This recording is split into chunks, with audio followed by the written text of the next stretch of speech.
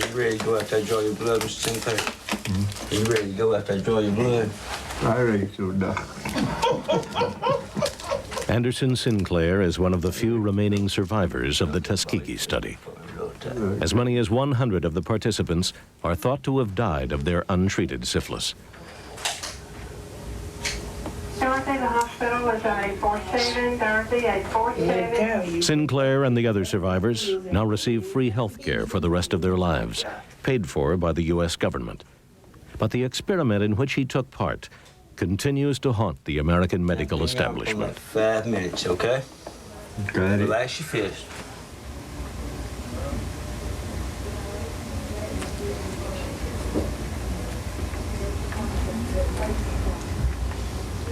For 7 years, I went around trying to throw the story over the transom of some newspaper reporter or some television person who would talk about it, who would make some inquiry at least.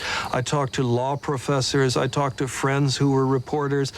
I was unable to get anyone interested until the second time I told a friend who was a reporter over dinner what I knew. And she, by then, knew me well enough to think about it. Are you sure? Did this happen? I mean, how do you know it happened? Do you have any documentation? I said, yes, I've got this much documentation on it. I mean, Xeroxes of the actual reports, where they were published, the dates and everything. She asked to see it, and that was the end of the silence.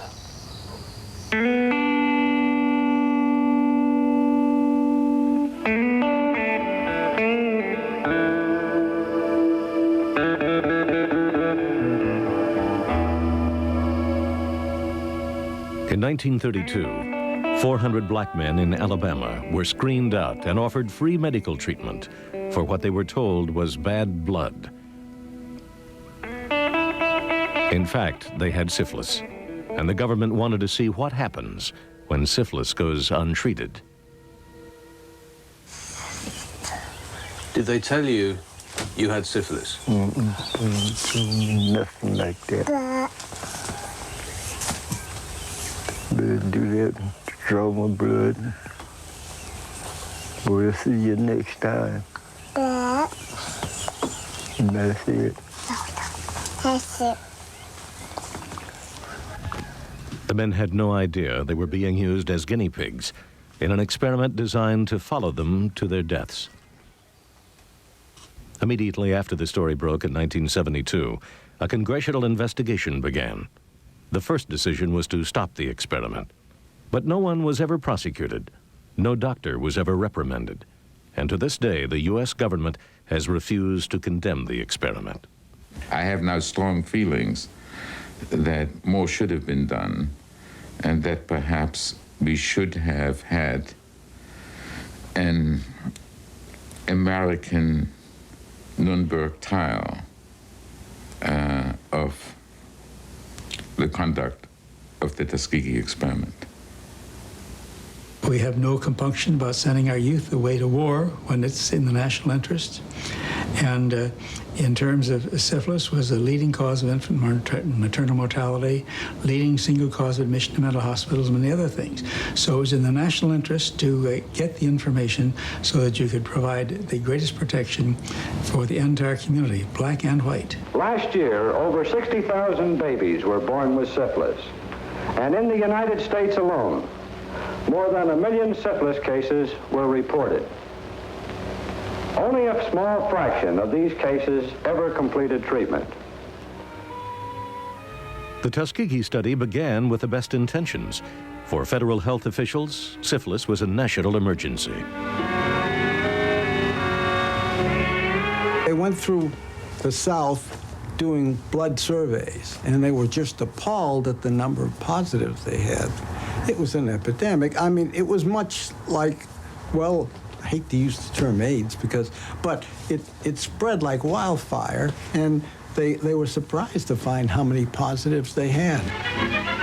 The surveys were performed by mobile units of the U.S. Public Health Service in the late 1920s and partially financed by a private foundation called the Rosenwald Fund. But the treatment at that time, injections of arsenic and bismuth, was unreliable and expensive. After the Depression began in 1930, the Rosenwald Fund could no longer pay for the second part of the project, bringing treatment to the infected rural population. The Public Health Service planned to cancel the project, but Dr. Tolliver Clark, director of the Venereal Disease Division, wanted to salvage something from the work done so far. He designed a short-term study to observe the natural course of untreated syphilis in black men. You couldn't get a group of people with that high incidence of positive serologies in the whites like we had here, and that was so isolated and was so ideally suited for the type of follow-up we wanted. It was just an accident that that little hunk of Tuskegee was available, but I don't think it was racist. At the time, it was thought that blacks reacted to the disease differently than whites. Clark and his colleagues believed that over 6 months or a year, the study would help them develop a more effective cure. The place chosen for the experiment was the rural area around the town of Tuskegee in Macon County, Alabama. The area had one of the highest rates of syphilis in the country. This also reinforced the opinion of many doctors that syphilis was a black disease. Its prevalence in the black community was often held up as proof of physical and moral inferiority. White doctors in the 1920s were on a crusade. They felt that syphilis was rampant in the black community. Their estimates would run as high as 95% of all blacks are syphilitic. They saw in syphilis in the black community a threat to the white community because they feared that maids would come in and infect people, or that barbers would infect them. So they made syphilis a kind of holy war of theirs in the 1920s. Do you have any idea why it is more prevalent among the black community?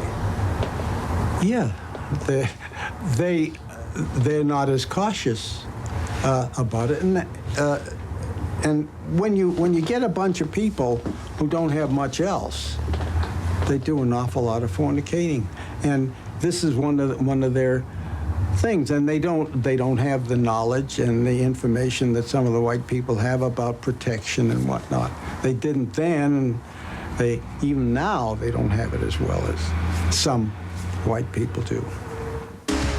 Bad Blood will return in a moment here on A&E. The doctors in charge of the Tuskegee Syphilis Study wanted to see the effects of unchecked syphilis in their human guinea pigs, so it was essential that the subjects not know that they were infected.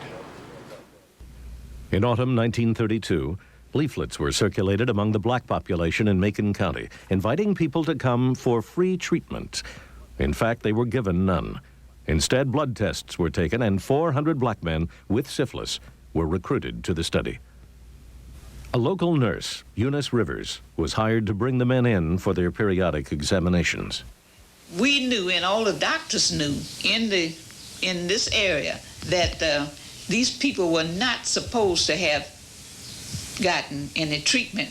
Now, the doctors would have maybe a patient was complaining of something else. They always had a little package in their car, in their bags, that they would give this patient, you know. Well, now, they always gave out that pink medicine, didn't they? Yeah, they just loved that pink medicine. Pink medicine was pink aspirin. Yes. Just help with everyday pains. Everyday pains. Right. This is true. She was very nice and friendly. We had a lot of fun. But she was very nice. Did you trust her? Trust her. Yeah, I had a lot of confidence in her. Sure did. Well, you couldn't buy medicine. You couldn't get a doctor. And you get free medicine. And that's what we signed up to get, free medicine. Medicine wouldn't cost anything. And they gave everybody a thing about it. I look like me, I should have woke up before I did. And think about it, everybody didn't have the same complaint, but everybody got the same medicine, same liquid, and the same pills, and the same capsules.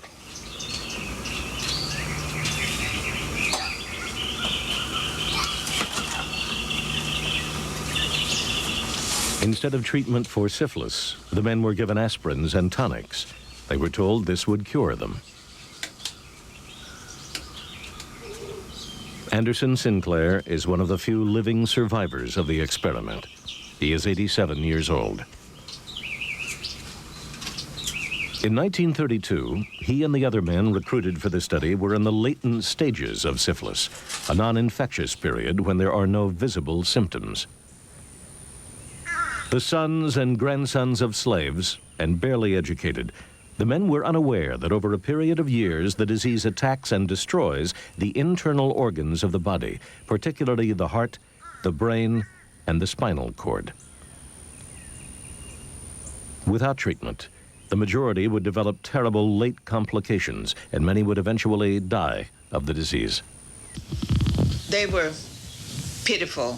And I recall one man, I've forgotten what his name is now, but that had all of his chest, one side eroded.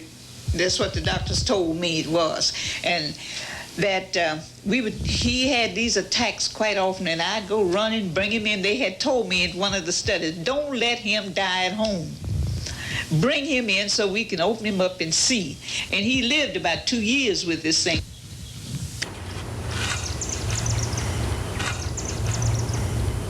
Nobody knew what we were being treated for. I was with it from start to finish. And lived through it, thank God. And I never miss an appointment, never miss a date. I really don't know what made them do it, but I just assumed they did it because they were in authority and they had that power to do what they did. Carter Howard was 26 and a sharecropper when he joined the study. We were glad to get anything we thought would help us. I know I did. We thought we'd get something free. That's why we joined the band. They did not understand what syphilis was. And a lot of diseases were categorized in a term called bad blood. In other words, anemia, malaria, hepatitis, all these infectious diseases were categorized one together and called bad blood. And they knew they had bad blood. But they were told that they would receive some treatment, but they did not understand it. Did you see them every year? Mm-hmm. Good, they come every year.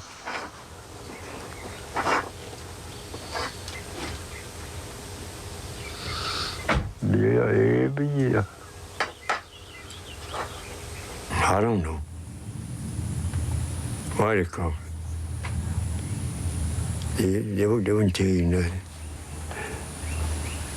Just tell you, come and roll your sleeve up. You'll get some blood. From the beginning of the study, the subjects were deceived, and this is where the moral and ethical problems arose, because the subjects were not told that they were part of an experiment. Well, informed consent was not the vogue in those days. They were told, I am told that they were told what the study was all about. They were promised certain things, but informed consent was just not the custom at the time. Investigative reports will return in a moment here on A&E. In 1933, a year after the inception of the Tuskegee Syphilis Study, the program's director made a fateful decision. Raymond Vonderlehr was the newly appointed director of the Venereal Disease Division of the Public Health Service. He decided to extend the study to the death of the participants. Once the doctors started examining the men, they discovered pathology that fascinated them.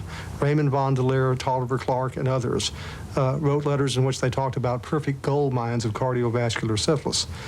Once they became mesmerized by this pathology, they did not want to end the experiment, and consequently, they looked for ways to keep the experiment going. The patients, still unaware that they carried syphilis, were now to be kept under observation for life. The role of Nurse Rivers, the main contact, became critical. For 40 years, she became a friend to the men and their families. The women got mad because they couldn't go. They were sick too.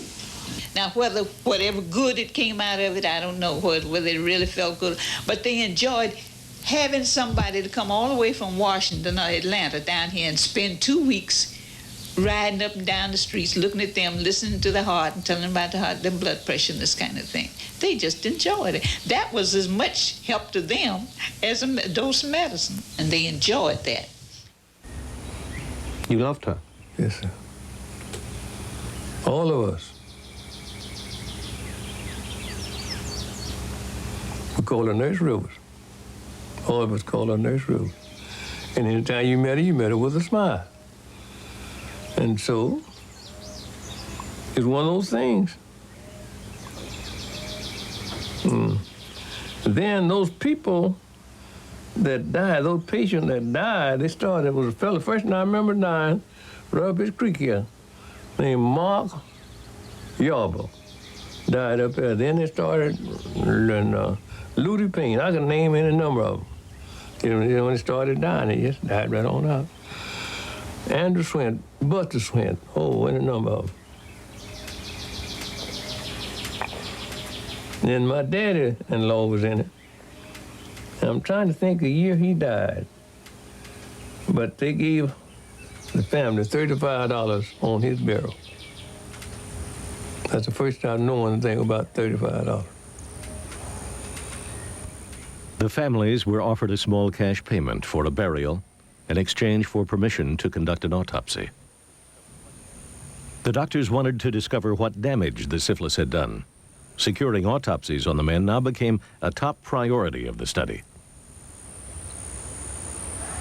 They took some of the brain and they took the heart. Those are the two areas that we wanted to know most about. Were there problems getting people to agree to autopsies, do you think? Not really, because these people feel very strongly about decent burial. And so what we did by assuring them that they could have a decent burial because we were going to pay the undertakers, and they knew that one of the reasons for getting the autopsy was to pay for this thing. By the late 1930s and early 40s, large numbers of men on the study were dying.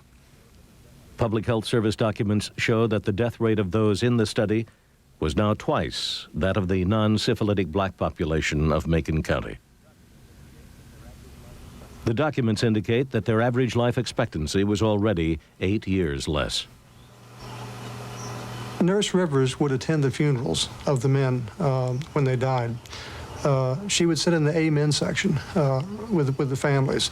Often she would reach out and take the hand of a widow and hold that hand and comfort the person at that very sad moment. Everyone would cry. Nurse Rivers would cry. And at the end of that ceremony, she would ask the widow or the next of kin for permission to perform an autopsy. And she made that a personal issue. She would ask it as a favor. She said to the widow, I need for you to do something for me, darling. You don't have to do it. But it would help the government doctors. They need to find out what killed your husband. And maybe if we find out what killed him, we can help other people. So would you do it for me, darling? And she'd put it just like that. She'd make it a personal appeal. The autopsies were performed at the John Andrew Hospital on the campus of Tuskegee Institute, one of the most prestigious black colleges in the South.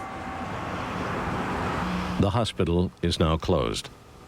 For the white doctors, Nurse Rivers was a vital link with the black families. I said, this is just like an operation, except the person is dead. Yes, ma'am. I said, now nobody will know that that body has been operated on unless you tell them. I said, because I'm not going to tell them. And this is the way I would get their autopsies. And I'd put it down to Dr. Peters and all the people who I said, now, I'm going to tell you this one thing. If you don't mess up that body, you won't get another one. The men actually informally called themselves the Nurse Rivers Burial Society because in that community, the black in poverty and so on, the ceremony of death, the dignified burial, was one of the landmarks in the lifetime of an individual. So they knew they had syphilis. They knew they were part of Nurse Rivers' the study, what was going on, and they were pleased. In fact, got the sense of pride in being part of Nurse Rivers' society. I cannot allow myself to evade the fact that she knew what those people were treating us for and didn't tell us.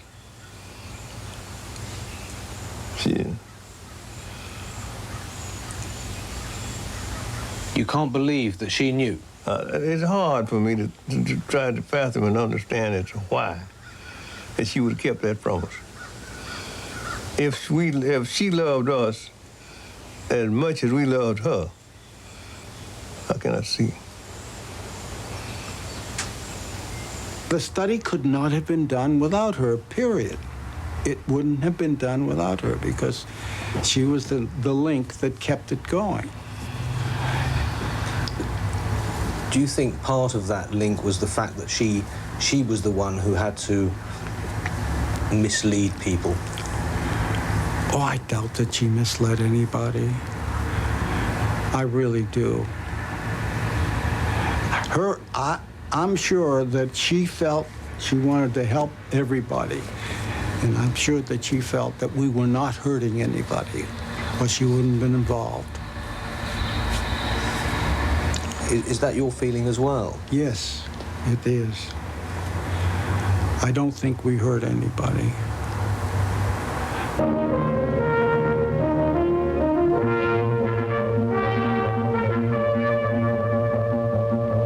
The crusade went on. We must break the chain of infection. It was discovered in the late 30s that large doses of arsenic given continuously over a short period would help cure syphilis. Large-scale treatment programs were set up in the South. In Macon County, Nurse Rivers was attached to the rapid treatment centers to make sure none of the participants in the study inadvertently received treatment. The Public Health Service had started a massive screening to find people who had syphilis, and an even more massive roundup to try to get them in to hotel rooms for 3 and 5 and 10 days so they could undergo these long-term massive injections of arsenic compounds. And I recall one participant, one person testifying at the Senate hearings, telling about how he was pulled out of a treatment group, lied to, and sent on the bus back from Montgomery, Alabama, the capital, to Tuskegee to be a part of the study and to not be treated. They said I had to go, but they were wrong. I didn't know it until I got there.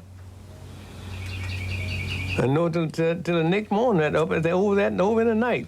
Well, about day, that nurse racked through the crowd and said, she was small in stature, says, I've been looking for a man here practically all night. They're not supposed to be here. Now, she was for me near that tree, about them near that tree. And she said, his name is Herman Shaw. When she said his name is Herman Shaw, I stood up. I said, my name is Herman Shaw. She said, what? I said, my name is Herman Shaw. She said, come here. What you doing up here? I said, they put me on the bus and told me to come up here. I said, you ain't got no business. You supposed to be you in that Macon County clinic. You're not supposed to be here. And she got me up and got me in a taxi, a cab, and put me on the bus and sent me to Towson. I came home. So they took you out of the treatment line? Yes, sir. Out of treatment in that building there where they getting treated, where they taking treatment. Bad Blood will return in a moment here on A&E. In the 1940s, the discovery that penicillin cured syphilis brought the nationwide epidemic to an end. But the participants in the Tuskegee Syphilis Study, who had never been told they had syphilis, were not informed that there was now an effective treatment.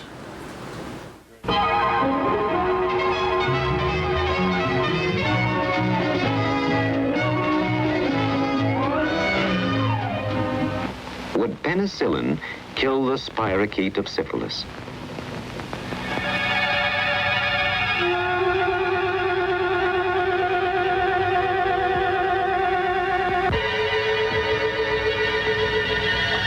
It looks like good news. News promising enough to risk making medicine's only conclusive test. Volunteers are searched for. Volunteers with syphilis who could be promised nothing.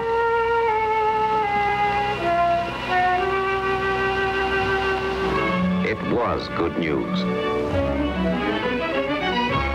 The discovery of penicillin was also a critical turning point for the mission of the experiment. Now the doctors moved to actually safeguard the infection in their patients. Once penicillin became available in large quantities after World War II, the government launched a massive drive to eliminate the disease.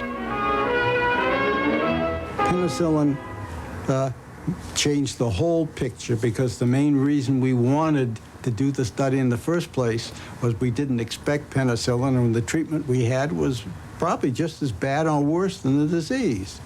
But in a way, it's unfortunate because when you get a treatment as good as penicillin, you stop thinking about the disease and we stop studying it. And we don't learn anything. We just treat. And that's what happens with these latents. People say, what the heck, why should I worry about it? Give them another shot of penicillin. Despite the availability of penicillin, the Public Health Service in the late 40s and 50s continued its attempts to prevent participants in the study from receiving treatment. With the backing of the U.S. Surgeon General, they contacted local draft boards and asked them to excuse participants from military service, as all new draftees would be screened and treated for syphilis if found to be infected. The draft boards complied, despite the fact that it was a state law in Alabama that anyone identified as having syphilis must receive treatment.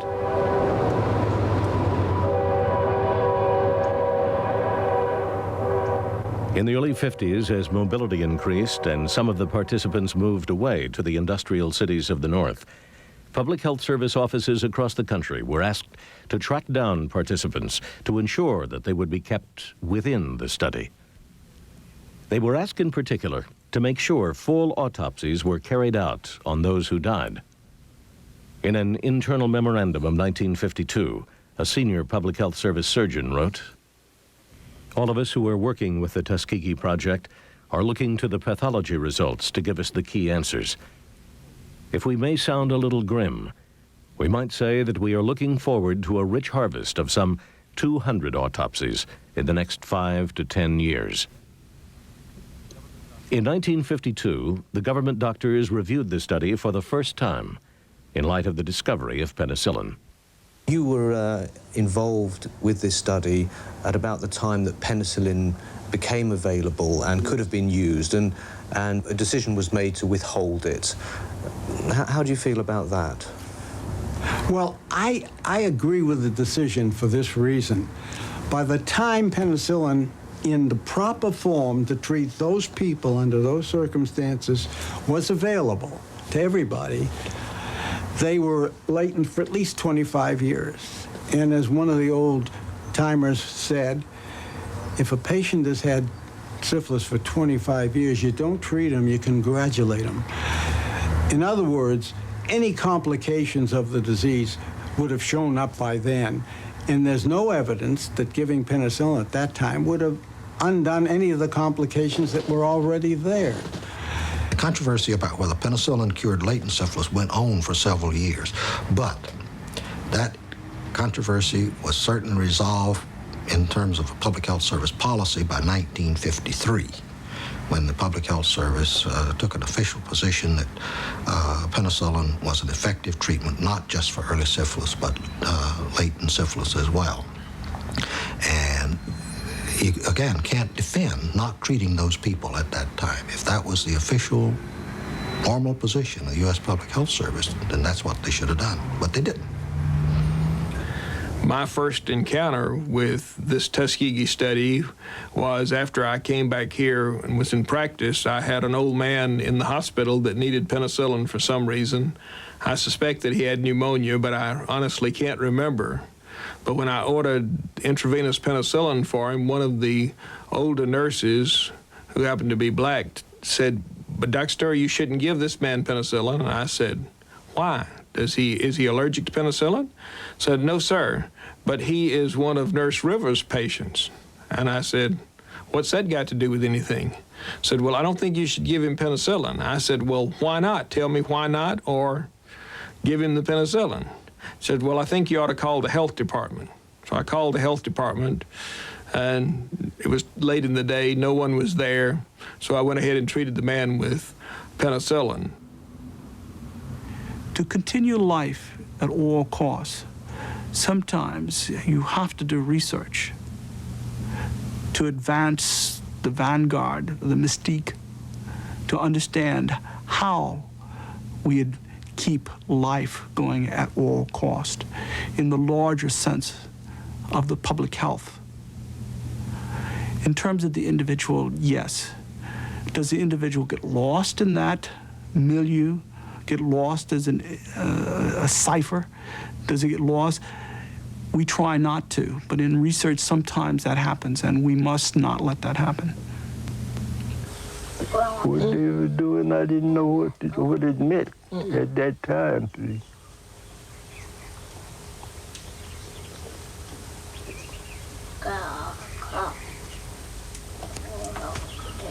After I look at it now, back there then, it didn't mean me no good, what they were doing. I was gonna get my blood and go on off somewhere with it. I don't know what they done to it.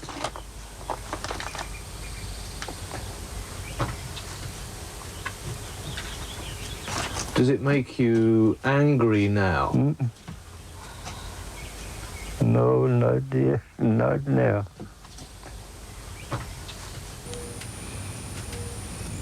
Do you think the doctors were evil men? Yes, sir. I know they were.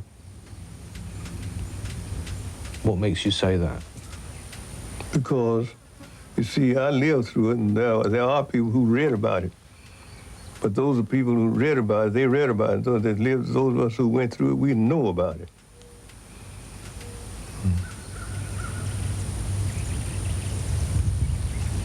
And no, it's not a good feeling. I'll be fair with you. You can't go around hating, cannot go around hating people, but it's not a good feeling.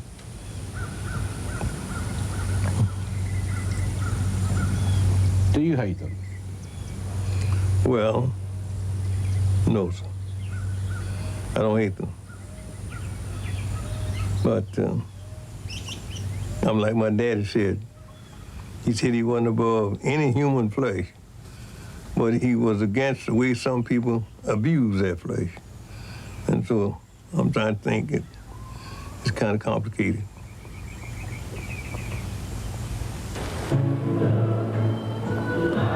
Opelika, a mostly white town 10 miles down the road from Tuskegee. 1992.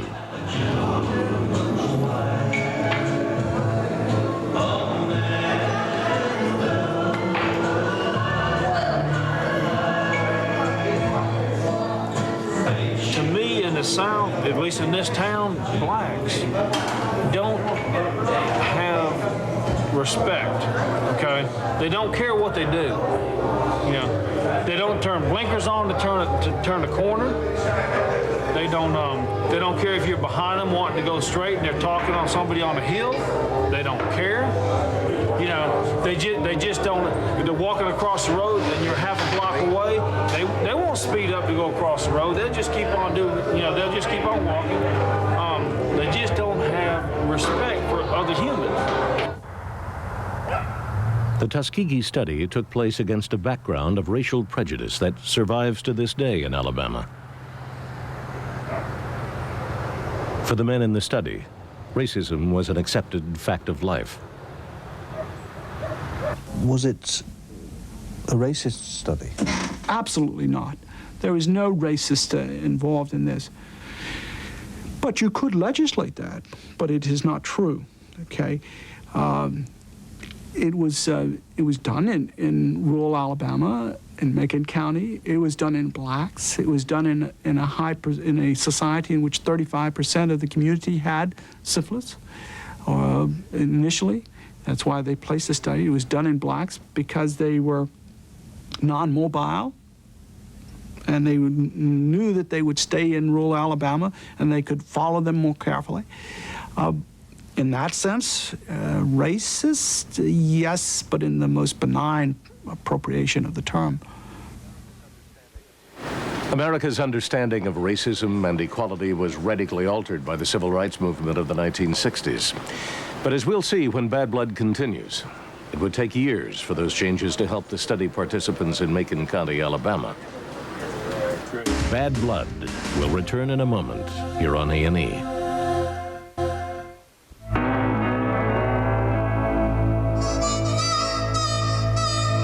The Tuskegee Syphilis Study, an experiment in which mostly white doctors permitted and then carefully maintained illness in their black patients, could not have taken place without certain fundamental assumptions about the different rights of racial groups in America.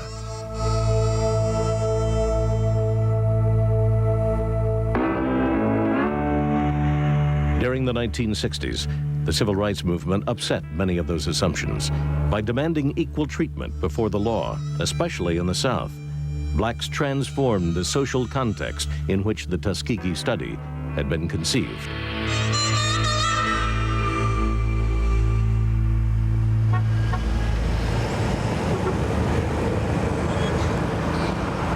In the mid-60s, Peter Buxton was a junior official in the Public Health Service in San Francisco. I complained as a public citizen, irrespective of being an employee of the Public Health Service. I complained saying that I thought that this was no longer a moral thing to be doing, and that the entire good work of the Public Health Service might easily be called into question by people stumbling across this study and using it for inflammatory purposes instead of looking at the entire picture and trying to get the right result out of it. My reactions were that an attempt should be made to explain to him why the study had started, what was being done, what the character of the people involved were, and I think this is what was done. At that time, I've not met Mr. Buxton, so I don't know, but I think that it was we made an effort to try and present the facts to him. There was a dead silence from the Communicable Disease Center in Atlanta, and after a month and a half or thereabouts, a bureaucrat came on leave, ordinary leave, and came to interview me and see what this odd person in San Francisco was trying to accomplish. Was I a lunatic, or had I found something that they didn't understand? No one was complacent about the study. We were very much concerned about it. One of the scientific points was, if you're going to start a study, complete it, don't abort it. Also, too, I think that they don't know how to end it. If they end it, they would have to offer some explanation to the men, because the men had been told always that the experiment would keep going, that they would continue to treat them. And I think part of not ending it is that there's no good explanation that they can come up with before ending it. These were people who had been in the study then for 35, 36 years, and we felt we had an obligation to at least continue what benefits had been offered to them.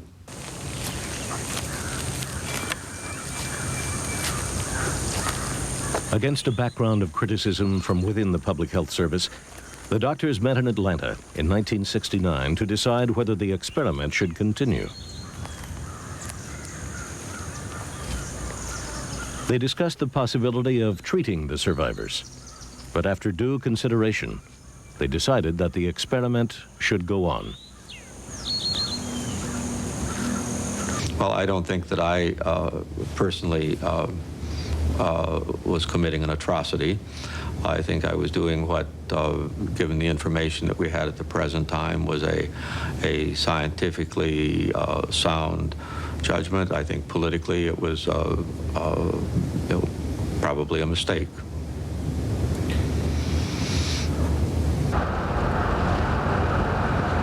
Thoughtlessness, thoughtlessness, thoughtlessness. many of these physician investigators were trained in the importance of advancing the frontiers of knowledge. And that became their primary goal. And in that quest, they forgot that they were subjecting human beings to considerable harm. They just hadn't faced up to it. Yes. They paid us.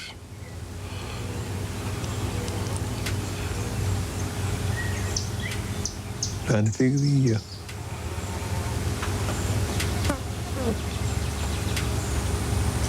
And all the living participants got the same thing. $32,550.20.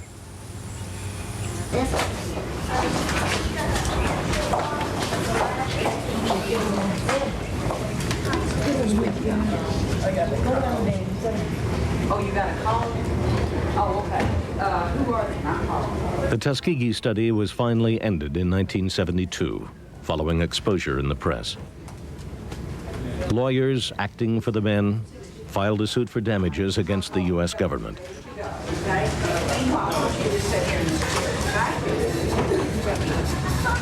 The government settled out of court for $10 million to be divided among the survivors and relatives of those who had died.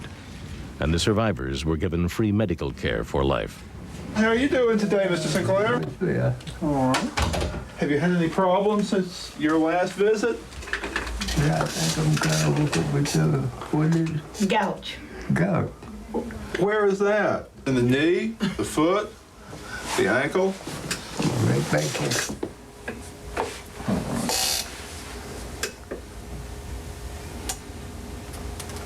All right.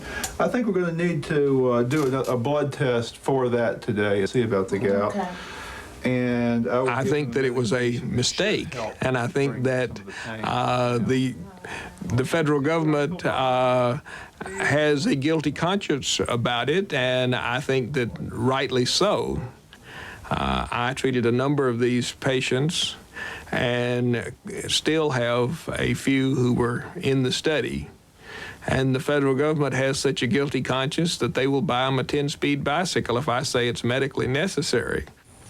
I got $32,500. I got enough finish paying for my house. Do you know why they gave you the money?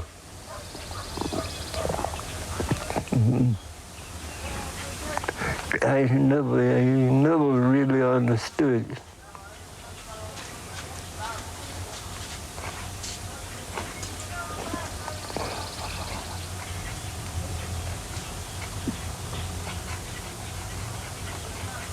Never did really understand what they were doing.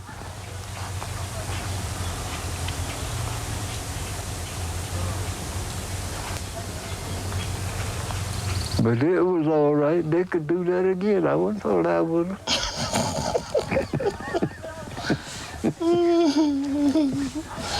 Then they can do it again. You wouldn't fall out with them? I wouldn't fall out with them.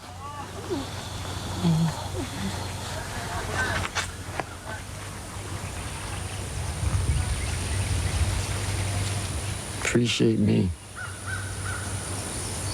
cooperating with them. I think for 25 years, that's all I can get out of it. They appreciate me cooperating with them for 25 years.